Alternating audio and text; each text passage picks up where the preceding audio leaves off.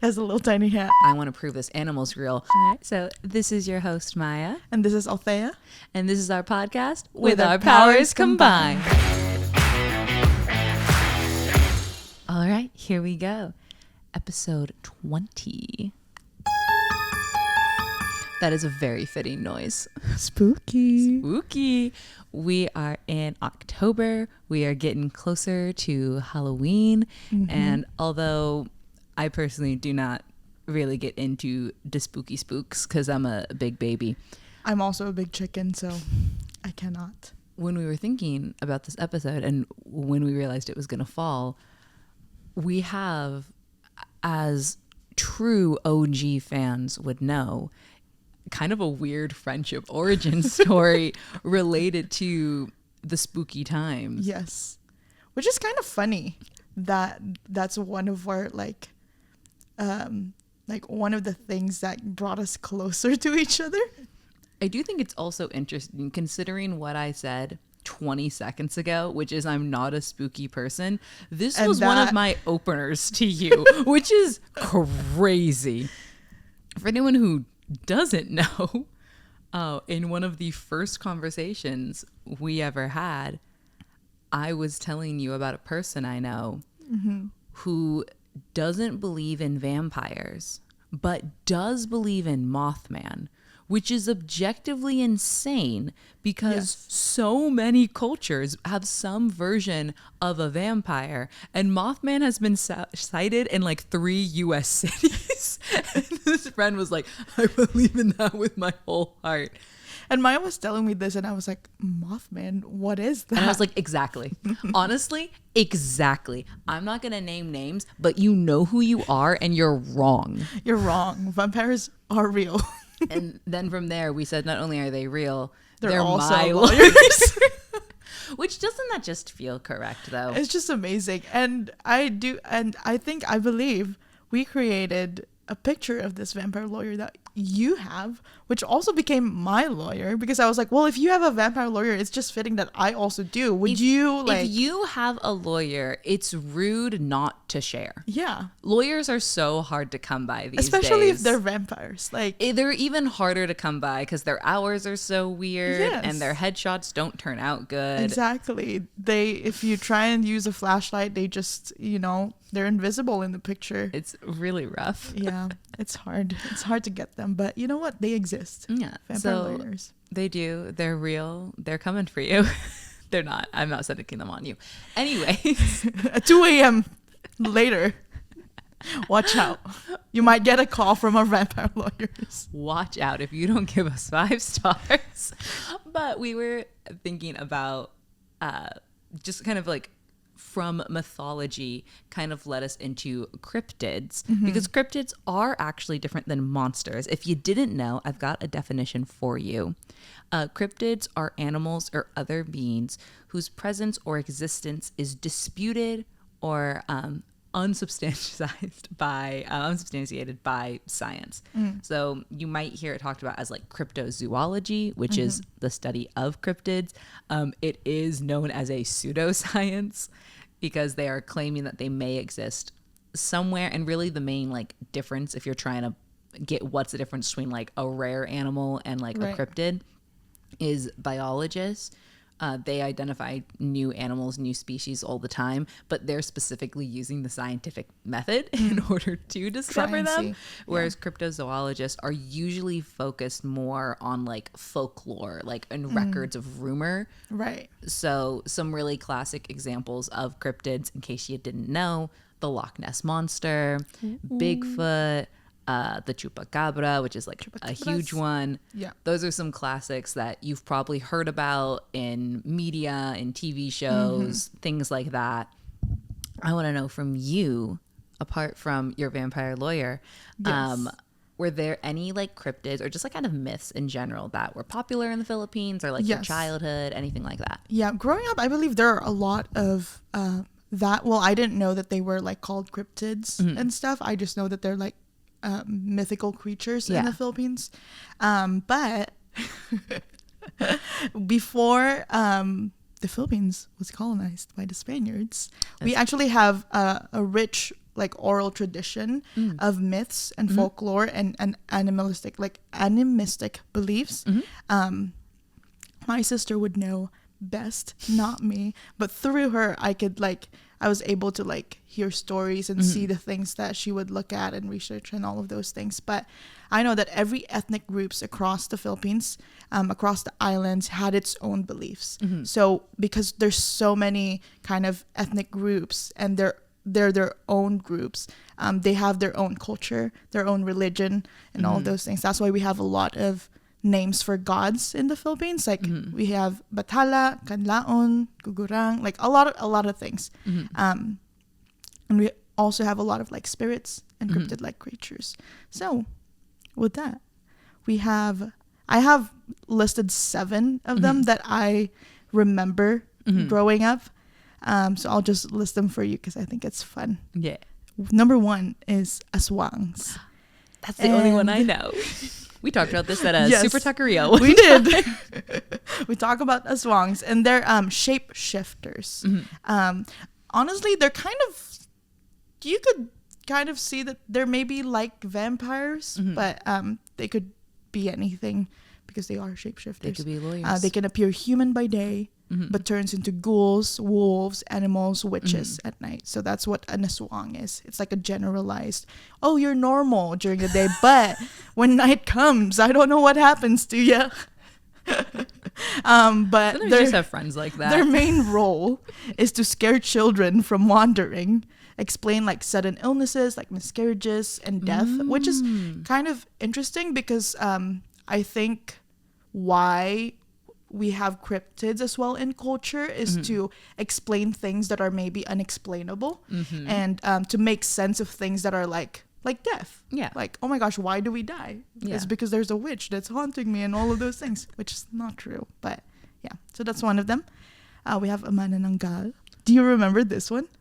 Is this the torso one? Yes, this is the one. I remember it because it was so upsetting. Yes. When you told me. Usually, a manananggal is a woman, but I believe they could be a man too. But they detach from their torso and grows bat wings to hunt at night. Isn't that scary? I remember you saying that, and you said that like you could like bully someone and be yes, I'm like one of them will get you. Yeah, but again, the belief of this, it's for it's a cautionary figure. Really, I think a lot of this is to scare children into being obedient or just being a good person, and also it's a lot about pregnancy and childbirth. So yeah, a lot of like witchy thingies. There's a tikbalang, which is a half horse, half man kind of creature who tricks and confuses travelers in the forest. You said that name, and I assumed it was something that sucked blood because I heard tick. There is another one, which it's called the tik. I didn't have it here, but that one is a scary one too because it. Is that's the one with the with the freaky. Yes, it has a long like tongue. Yes, and it sucks blood. Specifically, I'm so sorry. This is. Disclaimer. I do remember this one. Oh no. So how I heard stories about tik-tiks is they're like up on top, like they would go on the roof and literally put their long tongue down to like pregnant women and literally eat their babies. And I'm so sorry if you are listening to this. Disclaimer, trigger warning. If you're pregnant, I want to say that. This is a weird thing to say, but I've started the sentence. I'm a really good listener because we had this conversation legitimately 4 or 5 years ago. Yes. And I was like, isn't there one? And you were like, I was like, that's the one with the tongue. And I know I'm correct. I'm Filipino. If I'm not, call me out. But yes, there's a tik-tik, which is also very scary. Terrifying. A tikbalang though will get you if you're in the mountains and just like running around. They're gonna tell you the wrong direction and just like veer you away from. I like that you said it will get you, not it might. Like it will. Just be aware. If you're in the mountains, you're gonna get got. You're gonna get got. I love that statement. Put that on a shirt. You're gonna get got. Okay, number 4 is kapre. I don't know if I have not seen the new Wednesday. Wednesday season in I Netflix. also have not. Shout out. I'm just kidding. But I believe they had a kapre. They had Filipinos in the new season. Yes. It was that guy. Yeah, I think it's a kapre. But anyways, a kapre is a cigar-smoking giant who sits on treetops. They do protect the forests. That's why they're there. So if you cut down trees and stuff, a kapre will probably get you. Oh. Which is, we love an environmentally friendly cryptid. Hashtag stop deforestation. Or he's coming for you. They're guardians of forests. They're guardians of trees. Like an ant. Yes. Okay. Number 5 is a bakunawa. They're pretty beautiful. Yes. They're sea serpents like dragons. They're from Visayan mythology. Mm-hmm. They're tied to like ancient lunar worship. Mm-hmm. They're believed to swallow the moon that causes eclipses. Oh, yeah. That's fun. They would be... we needed a fun one. Yeah, that's just a chill one. I think they exist to basically explain like celestial events that happen in the world before science, That makes sense. People would make noise to scare them away with drums and pots and stuff like that. Why are we scaring away the moon guy? Because they're also maybe a little scary. I guess to be fair, you did say that they're eating the moon. They are, and we need the moon. Okay, fine. Okay. Number 6 is just your regular like fairies and spirits. So we have a lot of different types, but they're called diwatas or encantos. Spanish.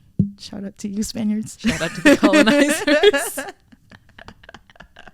Yes, but they're like nature spirits who usually live in mountains, forests, ant hills. There's a thing, and Filipinos would know this, that if you're like walking around and boys who can pee anywhere.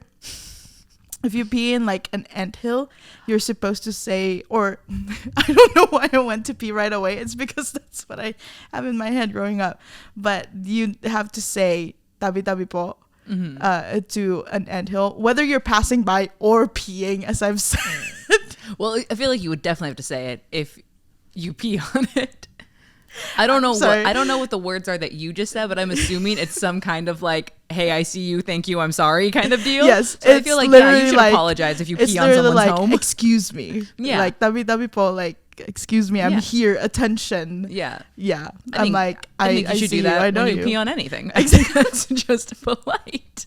You're just seeing my reaction to me saying things about pee. This is a good episode, guys. This is the best thing. Yes. So anyways, Filipinos would say tabi tabi po still if they're passing by an anthill. Most specifically for an anthill, and I don't know why. I think it's because we believe that like little tiny elves live there. So anyways, that's the history of the expression like knock on wood for like good luck, is people used to think that there were like tree spirits in there because they were hearing the sounds of bugs in the trees. That's why you knock on wood. So you would knock on the wood to be like, hello, like I'm here. Like, you would say to me like, in case like the things in the trees was listening, be like, I'm here, please don't like cause me harm. So it could be something similar of like, you hear that there's something moving around in there, so you're like, fairies, please be nice to me, I'm here, don't trick me. Yes, you're like, I don't want to offend you. Like, I'm just sorry that I peed on you. You're like, I'm just a guy. I'm just passing through. Maybe peeing. I don't know. Anyways, so they're more beautiful like diwatas. I just don't know all of them. You can do your own research. Yeah, look it up. And then one of the things that I wanted to say as well, we have a white lady, which I think kind of every culture probably has some kind of form of a white lady. It's just a ghost. Yeah. But this one, a white lady, it's pale woman in white. That's why it's a white lady. Yeah. Often seen along roads or buildings or like abandoned places. And it's an embodiment of tragedy. So accidents, lost love, injustice. It's more of a modern folklore. Yeah. And I do believe that maybe it's also tied to asadako from Japanese culture, but I don't know. I just know growing up that sadako is a huge thing in the Philippines, and that maybe escalated into white ladies, but I could be wrong. Were any of those like growing up, was there one that you were like that you were strictly used to be like, hey, get it together or else kind of thing? Like, was that ever used on you as a kid? On Or me did as you a have any kid? friends who were like, Althea, I swear on my life I saw one today? Like, did you like any of those where like someone in your life used it or like kind of believed in it? Yeah, Or I even think, you as a kid were like, I think I saw one. yeah, I am a chicken still. And I was a chicken, more of a chicken when I was a child. I was very gullible and thought that everything scary existed in the world, that we have ghosts and we have all of these things. And so literally they would tell me, I see you, my brother-in-law, Richard. I'm calling you out. Full name drop. Full name. Just, I'm calling you out. Get him. I got you, bro. He would scare me all the time. And he might have been like telling me all of these things when I was young. He would say, oh, there's an aswang there, or there's a ghost there, or did you see that? Or, you know, because we had like floors in our house, like different levels in our house. And so our room is on the second floor. Ah. And if you need to like turn off all the lights and then get to the top to the room, it's scary. And Absolutely so not. he would tell me that there might be aswangs or Like tikbalangs lurking in the shadows. So yeah, I don't think there's a specific one. Probably the white lady if we're at home, and then the other creatures when we're just running around. But yeah, I was very scared of them. I'm still scared of them. I fear to this day.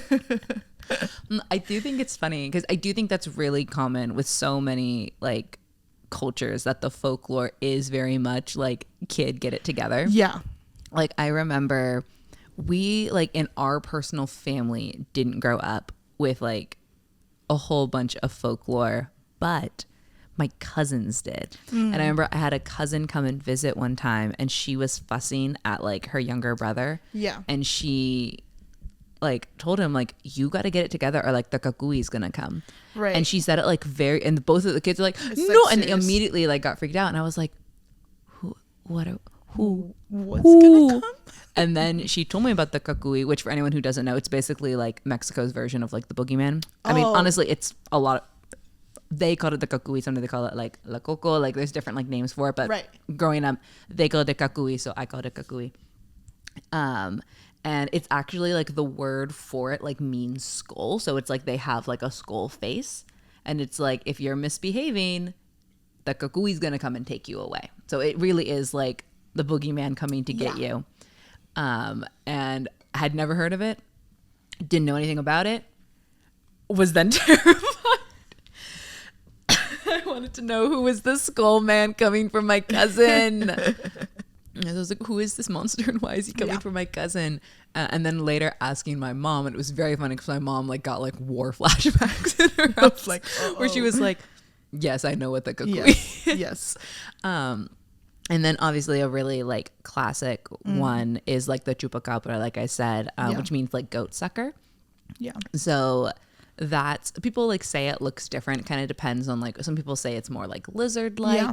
Some people say it's almost more like a really big like hairy scary like a coyote or something that comes and like, again, it was usually like more for like ranchers that it would come and like eat their goats, eat their things. But then also if you were outside, maybe it was going to come and get you too, which was kind of the alarm. And then also less cryptid but more like folklore is like La Llorona, the woman in white who's like haunting the weeping mother, who's like haunting like more like riverbeds and stuff, which I do think is interesting because like you said it a little bit, and I do think it's funny of like, yeah, like what's the reason behind them, and being like, yeah, I think people like there must be something kind of rational behind it. And I do think it's interesting because like cryptozoology like literally means the study of like hidden animals. And it's funny, there was expert's always an interesting word to use in this field, since unfortunately a lot of the people researching them are not people with any kind of like valid credentials. They're just guys being like, wouldn't it be crazy? Yeah.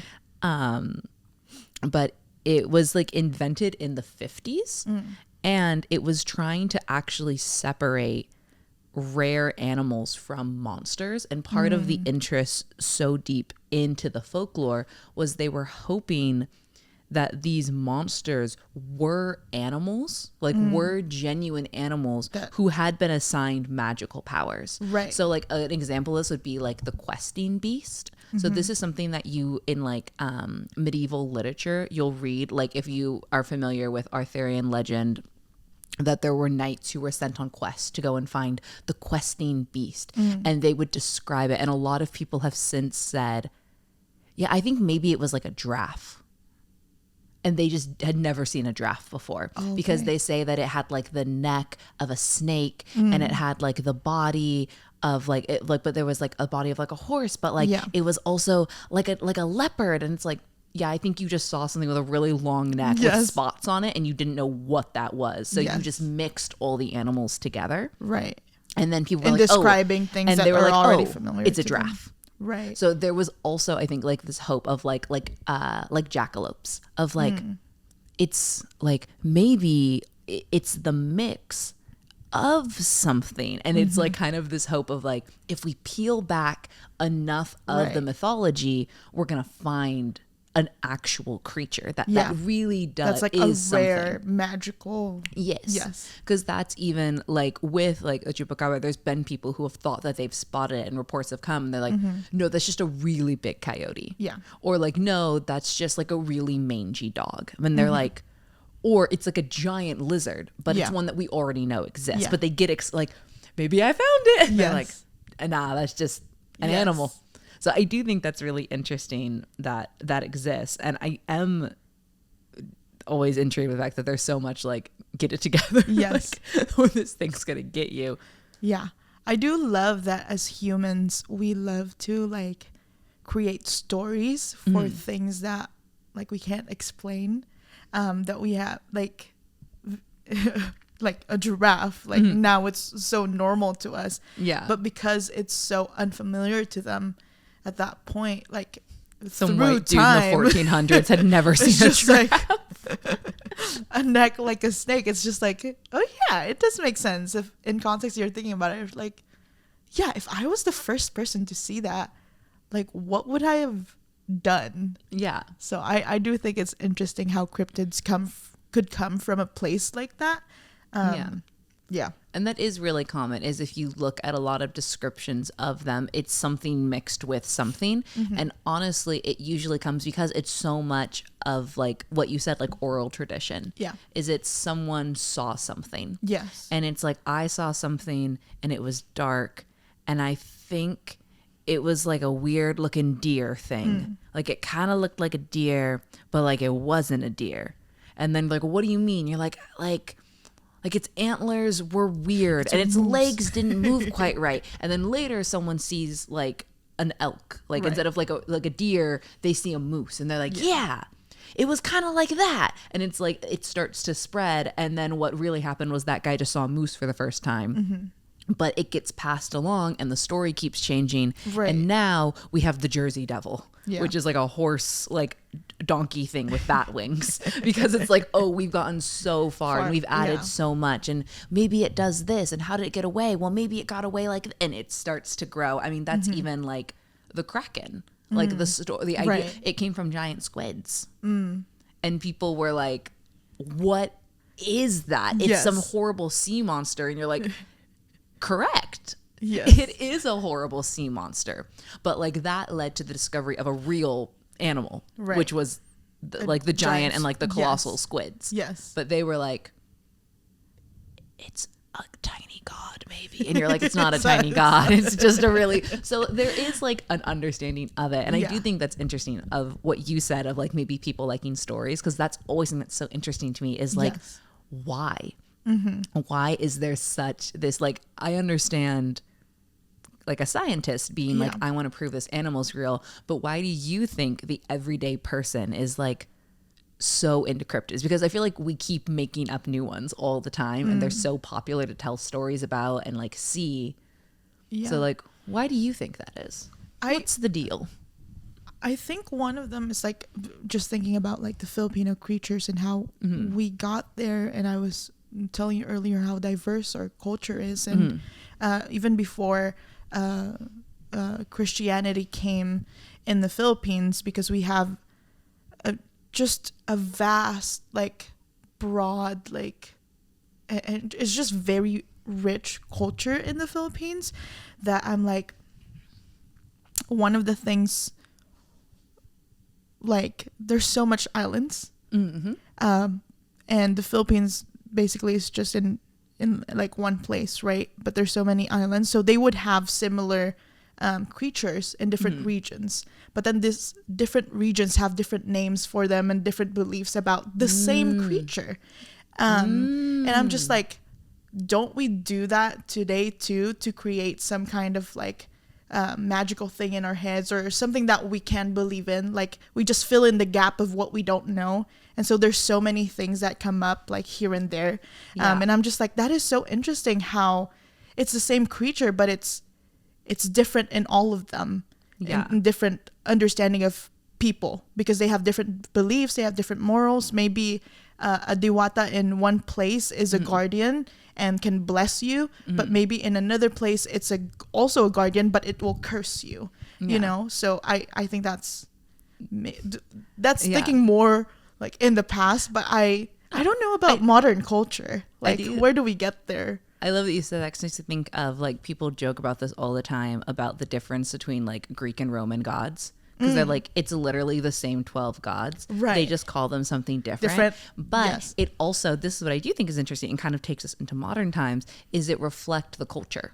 The Greeks looked at their gods and described them differently because they were based off of the values of Greek culture. Right. Whereas Rome was so much more like manifest destiny. Yes. Like, we're the empire. Right. So like, whereas in both versions, like, if they have like gods of war, but there was more of a brutality to the Roman gods of war, right, where there was more of a cleverness to the Greek gods of war, because that was something different. It was more strategy versus brutality. Yeah. So that, I think that would have something to play with. Yeah. Maybe here, where there's something of like, to quote Althea, I went to Reddit, which has all the answers. Amazing. As you often like to say. Because I did want to know, why does the U.S. have so many cryptids? Because it does feel like the U.S. has so many regional cryptids. Like, you talked more about like broad mythology, and literally what you just said is that it's sometimes the same creature, they're just calling it something a little different, or it's the same creature but it operates a little bit differently depending on where you're at. Whereas there are people who are like, no, there's a real distinct difference of, here's our local like monster that we have. Right, and it's like kind of a sense of pride. Yeah. And it was funny is when I was looking up to see like, is there any study? Is there kind of anything? And a few things that I thought was interesting. Some people talked about just the vastness of the U.S.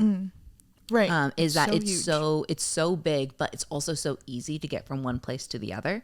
Is you can just drive from one side of the country to the other. It'll take a few days, but you can do it. And in this journey, you can hit all of it and take one story to the next place so easily. Right. So it's really easy in that. And then also, I thought this was a very sweet answer. And I do think there might be something to our culture where someone responded and they said, I think that America fell in love with the idea that there's just more to discover. And I'm like, that does make so much sense given the origins of like the US. Yeah. And that so much of the reason we kept taking more and more ground was this idea of like manifest destiny. Like, you've got to conquer the frontier. Like, you've got to see what's next. Yeah. It's the reason why we said we're going to build a whole branch of our government that goes to space, because we got to see what's up there. And we're going to name our probes like Discovery and Perseverance, because like that's such a deeply like American ideal. Yeah. So it would make sense that in modern context, it's like, well, what can we do? What's left to discover? I bet there's like a weird little monster. Yes. And especially with the internet, I feel like that makes sense. Yeah, I love that. I love that we're, I think, to the point of cryptids, in our conversation, that it does show like whatever stories and creature comes up in a place, that it does show people's culture and the ideologies that we that are deeply embedded in the people. And it's like, oh yeah, like it still carries us to this day, like people's beliefs and the things that we, that motivates us. Yeah. it still carries us to this day. And Yeah. I just think that is so interesting. I have a super important question for you. Yes. If you right now could invent some kind of cryptid, what kind of cryptid, what would you kind of loosely want it to look like? Does it do anything cool, and what would you call it? I'm going to answer from like not overthinking place. Yeah, absolutely. And I just thought about a little tiny creature that I can put in my hands and I can always have in my pocket. I love that. I think it's I want it to stand on 2 legs I like that. and have 6 arms. Incredible. Incredible. It has a little tiny hat. And I honestly don't know what they're here for, because I feel like that's a loaded question and my mind could only take so much. But You're right. I'm trying to trick you, and I'm so sorry. I'm like, I can do whatever I want. I can dream and I can discover things. But I have said that I want a creature that's little, like tiny. What it would do, the purpose of it, Like, it doesn't have to have one. but I want to give it one. Okay, then give it one. It's for people to be happy and to just be cheerful. It's just a companion. Honestly, whatever you need, it's like a little tiny butler. It's an that you can emotional take support animal. You're making a designated emotional support Hey, animal. but it's a butler that can make your decisions for you. If you're not making a wise decision, it'll tell you about it. It's just like It'll poke you. It's a little tiny, brutally honest like companion, and that's my cryptid. I love it. What would you call it? Bud. It's my little bud. How about you? That's so good. Have you thought about this? I was thinking as you were talking, and I was laughing because I was like, we have similar yet different goals, and that amuses me. I feel like whenever I think of cryptids, I think of like wilderness, because I do think that I'm never gonna see any of the weird messed up sea monsters because they scare me. Right. I'm not going deep enough to find the weird monsters. Yes. But there is such an image in my head of when you think of like, there's something weird out there. Like I picture like a forest, and I picture something like looking at you behind a tree. And I, not malicious, like, cause I do try to like think of it truly as like an animal. Yeah. Just like, it's a weird, and the first thing I think of is like, it's a weird looking deer. So that was literally what I thought of. So I thought of like some kind of like deer like animal, but like wrong. So like the kind of thing that makes you go like, that's not quite just a deer. little bit unsettling deer. Yeah, like I think similarly, like maybe like 6 legs, like just like a few legs too many. Yeah. I think like the normal like antlers, but Yes, also an ear. like just like maybe also growing like from neck or like from like another location. Right. And I think just too many eyes. Okay. And Like I think eyes behind yeah, the head too. like maybe not behind the head, but like almost like how like spiders have like the like multiple yes, like- eyes. yes. I think like just a multiple of almost like Plato's whole thing of like people used to be combined and then they got Right, split. right. Almost like that, where it's like you're too many deer. You're too many deer You're too many in deer. one. And I do think It's a it would- normal sized deer too. yeah, I think it's Okay. like a standard, like, which, I mean, to be fair, a deer is bigger than you think it is. It is. When you, Yeah. there's a whole list online that brings me a lot of joy where it's talking about the size of animals. Yes. But instead of being like, oh, it's 3 feet, it's like 32, oh, it's just bigger than you think it is, Yeah. smaller than you think it is, or about the size you think it is. And it's just a Amazing. list of all these animals. It's like raccoons, bigger than you think they are, but not by much. And it's like this whole list, and I love this list. and it does help because I go, well, how big do I think a raccoon is? And then I go, okay, now picture it a little bit bigger. And I'm like, I'm probably imagining the right size now. Yes. So I do like how relative it is. So I'm like, think about the size of a deer, the way you think the size of a deer is, and then Yes, just make it and a little tinge bit bigger. bigger, but like a little bit scrawnier. And that's Yeah. this little deer. Yes. And I think that it's like pseudo guardian-esque, but I think honestly, it's just a more, I think we think of deer so much as prey animals. I think this is a little bit more of like predator. Yes. Like I think it still is mostly vegetarian. Like it's mostly going for like, But like maybe it has it'll eat bugs or like predator. maybe it might eat like mice. Yeah. But it'll like hunt them. Amazing. It's like a little bit of an aggressor. It's an aggressive deer. A little bit of I more love of a that. less of a deer in the headlights and more of a deer coming for your headlights. Yes. Kind of vibe. I love this. That was kind of what I was thinking, and I think Yes. obviously it lives in the forest and thing, but you might see it driving in a backcountry road.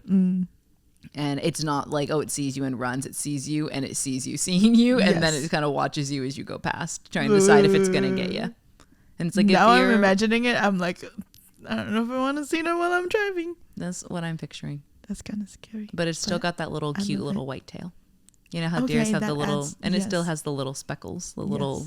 So it's still like, Cute. it's kind of cute, but also you're like, you're not right. You're like unsettling. I love that. While you were talking, I was thinking about how this little tiny creature of mine looks like, and I think I wanted to have like the shape. Its head is kind of like the shape of a frog's, Ooh. like, and its body, but it has like salamander arms and like a lizard tail. Oh. Yeah. Because I was imagining that it's green, but also it's kind of like translucent and Are you holographic. picturing the Geico lizard? No, The Geico gecko. Geico lizard for its maybe like tail or structure. arm, Okay. but it's a little bit more bulkier than a Geico lizard I like it. because the But body he walks is like upright frog. like a Geico Yes. lizard. The body is like when you see a frog's like. Yes. Oh, yes, like yes, front- yes. Yeah, it's a frog's like I'm totally tracking with you. body, and it's like mouth would be like up like this, I think but it can like look down and I like that. I think we Yeah. should draw them, and then we I should think post we them on our should. Instagram, our drawings of we them. should. I will cheat and have someone else draw them for me. 'Cause I'm Liz, not we a need good you drawer. back. We need you. We need We you. need you to come back and come and draw I call for on my us. friend, and it has a little tiny hat. I like And his little tiny I hat. do think also that they are from like nature, but you can have them as pets willingly. They will give you their consent. You can find them in a bog or in your local pet store. Yeah, and they're there willingly. My weird looking deer does not want to be your pet. Perfect. It doesn't necessarily want to harm you. You can feed it, but it's not if you don't want it to follow you home. It's kind of Yes. the thing. It has its scary tendencies. People aren't domesticating them and raising them like No, cows. And I don't like think you goats. can. And it won't let you is the thing. You can't. Like I've seen one of those videos where one person would open their door and then there's literally just a Highland cow like on their doorstep. Send me these Right. videos. I don't know where they're at, but if I find them, I'll send them to you.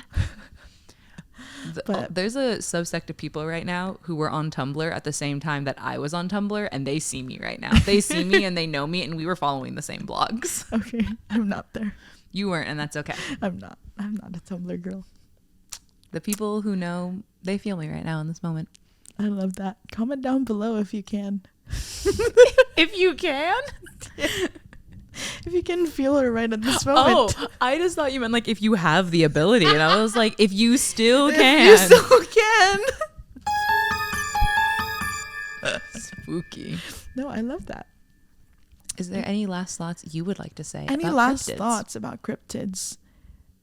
No, I think that's all of my thoughts. I was going to say, like, it would be so fun if they also, like, comment down below or, like, I think let you us know should. in, like, Instagram or somewhere about a cryptid that you want to create. If you want to draw your own cryptid and tag us, please do. That would be we would so love to funny see and your cute. cryptids. If you have like a local cryptid in your area, Yeah. comment what it is. If you still don't understand what a cryptid is and you're confused by this episode, you can also let us know. Yes. We'll let you. You can have your outlet. Or do your research. Either or. Yes, I think I also would like to know if you're a writer and you've written about cryptids, let us know. That would be so fun. Oh my goodness. Yes. Yeah. It's a fun little toe dip into spooky. Yeah. And I think it's just fitting for the vibes because it's fall and it's October. Yeah. And I hope that you have a safe Halloween. Yes. If you're gonna dress up like a cryptid for Halloween, if you're gonna be Bigfoot or a vampire, which some people consider cryptids. Yes. Should I dress up as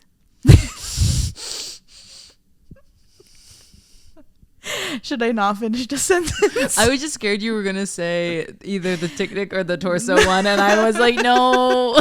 No, I was going to say if I should dress up like my little creature. Yes. Can you yes. Be my own Yes. cryptid for Halloween. Like a totally normal person, do have actual antlers. Stop. We should. So we should dress up like I think our we cryptids. should. We should. I just need a bunch more legs And eyes. Amazing. I'll just paint myself green. Elphaba? I was going to do the yell, but I think the yell is copyrighted. I don't know. We're not going to do it here. Okay, well, that's it, I think, for our episode. It's been a fun one. This has been a little chaotic, but very fun. I love that we're able to share like things that we love on here. Yeah. So someone's got to know about him. Someone's got to know. It's you.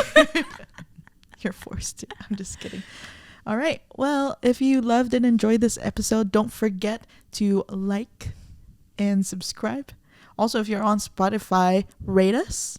Only 5 stars. That's the only like option there. I don't think you can go any lower. And if you try, look out. A cryptid might get you. We got some vampire lawyers on speed dial. We do. But they only will show up after night. Yes. All right. Well, this has been your host, Maya. And Althea. And we'll see you next time. Bye.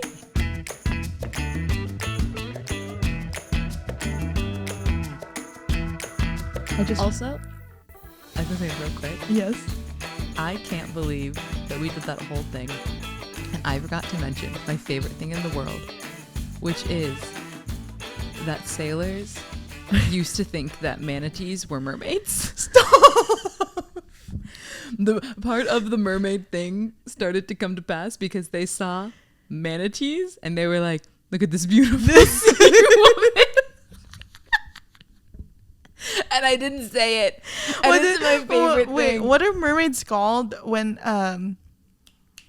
they sing the song? Sirens. Sirens. Mm-hmm. So did they think that manatees were like beautiful creatures that could like hypnotize them into falling in love? That's what I love. I think it was like the Spanish, because it's often the Spanish. And I love the idea. There was like someone made a comic of it of like the Spanish man like sailing in a ship and that there's like the fog coming in and he hears a sound and he looks over and he goes, and he's about to jump overboard and his friend's like, stop. He goes, it's the most beautiful thing I've ever seen. And then it cuts to a man in the water. I love that. Being like, me. It's so funny. People are so funny. So powerful. If you're still here, follow us at WOPC.podcast. I forgot to mention that. I got a little too excited. Okay, goodbye.